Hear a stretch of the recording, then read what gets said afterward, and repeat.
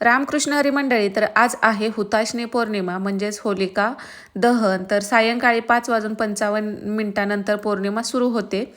तर आपल्याला होळी जी आहे ती याच टायमिंगमध्ये म्हणजे 5:55 होलिका दहन करायचं आहे. तसं तर आपल्याकडे सूर्यास्तानंतरच होलिका दहन केलं जातं.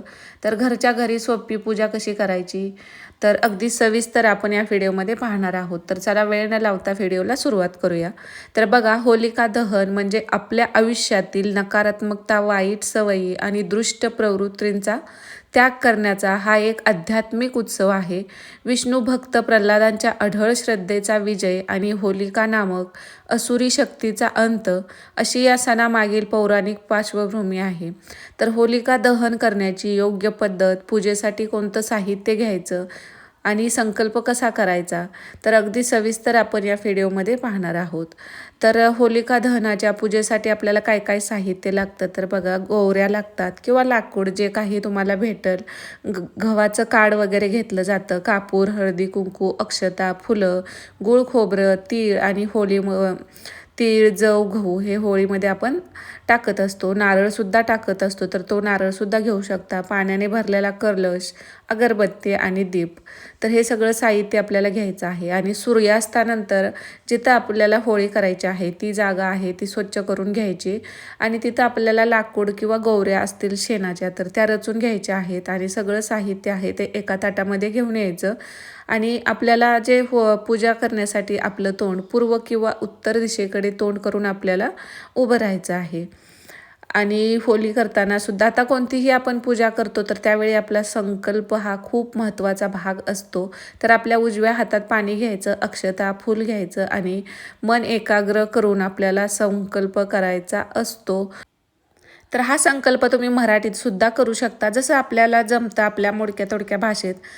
माझ्या जीवनातील सर्व नकारात्मकता तसेच अडथळं आणि दुःख दूर व्हावं आणि आरोग्य, सुख, समृद्धी आणि शांती लाभो अशी आपल्याला प्रार्थना करायची असते. नंतर ना आपलं नाव, गोत्र माहिती असेल तर सांगायचं आणि जी इच्छा मनात असेल ती सांगायची आहे. आणि जे हातामध्ये आपण पाणी घेतलेलं आहे ते खाली सोडायचं आहे. तर अशा पद्धतीने तुम्ही संकल्प करू शकता. आणि हळदी कुंकू आपल्याला अक्षता आहेत त्या अर्पण करायच्या, फुलं व्हायचं, गूळ, खोबरं, तीळ अर्पण करायचं, दिवा लावायचा, अगरबत्ती दाखवायची आणि ओम होलिकायन महा तर हा मंत्र आपल्याला 11 वेळा म्हणायचा आहे. शक्य असल्यास तुम्हाला ओम श्री विष्णूयन महा हा मंत्र आहे, ह्या मंत्राचं सुद्धा तुम्ही जप करू शकता. तर नंतर आपल्याला कापूर लावून होलिका प्रज्वलित करायची आहे आणि अग्नीला नमस्कार करायचा. मन आपल्याला प्रार्थना करायची आहे की सर्व नकारात्मक शक्ती या अग्नीत नष्ट होवो. आणि होळीभोवती आपल्याला 3 किंवा 7 प्रदक्षिणा घालायच्या आहेत. प्रत्येक वेळी तीळ किंवा जव अग्नीमध्ये टाकायचं असतं आणि प्रत्येक प्रदक्षिणेत आपल्याला एक वाईट सवय सोडण्याचा संकल्प करायचा असतो. तर अशा पद्धतीने तो आपण म्हणजे नेहमीप्रमाणे करतो. तर ह्या पूजेला एवढं जास्त साहित्य लागत नाही. जे आपल्याकडे घरामध्ये नेहमीचं असतं त्या साहित्यामध्येच. आणि तुम्हाला नारळ टाकायची होळीमध्ये ना, नारळाला धागा बांधून सुद्धा टाकला जातो. तर तो तुमची टाकायची इच्छा असेल तर तो सुद्धा तुम्ही टाकू शकता. नसेल टाकायचं तर तुम्ही तीळ किंवा जव अग्नीमध्ये टाकलं तरीसुद्धा चालतं. आणि होळीच्या दिवशी जी राख राहिलेली असते ना त्या राखेचा सुद्धा उपयोग म्हणजे कशा पद्धतीने केला जातो तर जी राख आहे आपण होळी पेटवलेल्या जागची ती राख आपल्या कपाळावरती लावायची असते. थोडी राख आपण घराच्या मुख्य दरवाजाजवळ ठेवू शकतो. आणि आपण शेतकरी आहे तर जी राहिलेली राख आहे ती आपल्या शेतामध्ये टाकली जाते आपली समृद्धी होण्यासाठी. तर हे तुम्ही करू शकता. आणि होळीच्या दिवशी आपल्याकडे धोडाचा नैवेद्य केला जातो. तर तो नैवेद्यसुद्धा आपल्याला अर्पण करायचा असतो होळी पेटवल्यानंतर. तर बऱ्याच ठिकाणी पुरणपोळीचा नैवेद्य केला जातो, काही ठिकाणी खीरपुरीचा असतो. आता तुमच्याकडे जशी पद्धत आहे तुम्हाला जो शक्य आहे तो नैवेद्य तुम्ही दाखवू शकता. होलिका दहन म्हणजे छोटी होळी ही फाल्गुन पौर्णिमेला साजरा केला जाणारा वाईटावर चांगल्याच्या विजयाचं प्रतीक असलेला हा सण आहे, जो हिरण्यकशिपूवर विष्णू भक्त प्रल्हादाच्या विजयाची आठवण करून देतो.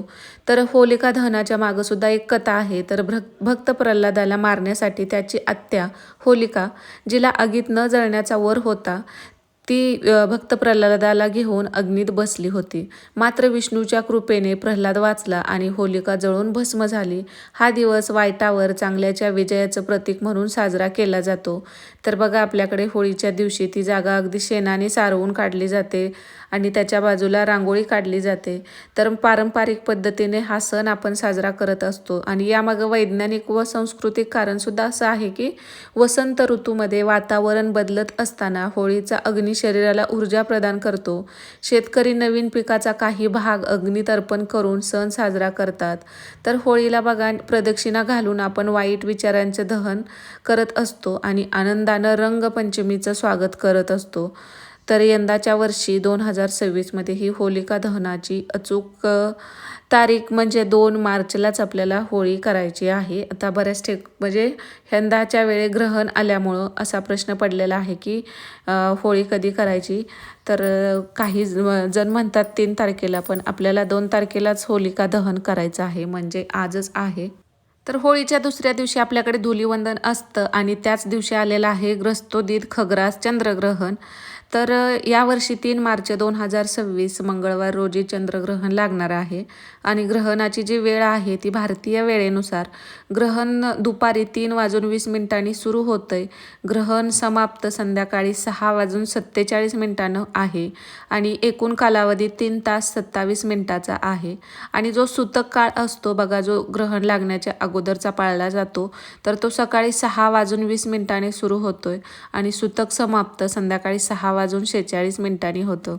तर ग्रहण काळात आपल्याला काय करायचं असतं, तर पूजापाठ आपल्याला या काळात टाळायचं असतं. पण तुम्ही जप करू शकता मनोभावे, म्हणजे पूजा करणं टाळलं तरी आपण मंत्र जप हे करू शकतो. अन्न सेवन टाळायचं असतं आणि मंत्र जप ध्यान करणं शुभ मानलं जातं. तसेच ग्रहण संपल्यानंतर आपल्याला आंघोळ करायची असते आणि घरसुद्धा शुद्ध केलं जातं आणि नंतर स्वयंपाक बनवून जेवण केलं जातं. तर हे आपल्याकडे पाळलं जातं.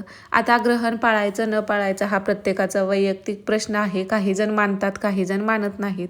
आता इतर लोक मानू न मानू, पण गर्भवती महिला आहेत त्यांना हा प्रश्न पडतो की हे ग्रहण आपल्याकडे दिसते म्हटल्यानंतर आपण पाळावं का. तर जे नियम आहेत अगदी छोटे, ह्या ग्रहण काळात तुम्ही जसं की पाणी वगैरे तुम्ही पिऊ शकता. पण आता ज्यांना त्रास होतो ना, बऱ्याच म्हणजे महिलांना प्रेग्नन्सीमध्ये त्रास होतो, तर त्याने बाकीचं म्हणजे तुम्ही जेवण वगैरे सुद्धा करू शकता. असं एक म्हणजे चंद्रग्रहण ही एक खगोलीय म्हणजे घटना आहे, त्यामुळे जास्त अंधश्रद्धा आहे ती ठेवायची गरज नाही. आपल्याला जेवढं होतं आहे तेवढं पाळायचं. फक्त आपण टोकदार वस्तूनं काही कापणं, कट करणं अशा गोष्टी फक्त टाळल्या तरी चालू शकतंय. आता ग्रहण पाळणं न पाळणं प्रत्येकाचा प्रश्न आहे. ज्याच्या बुद्धीला जसं पटतं त्यानुसार करू शकतात. व्हिडिओ आवडला तर लाईक करा. श्री स्वामी समर्थ.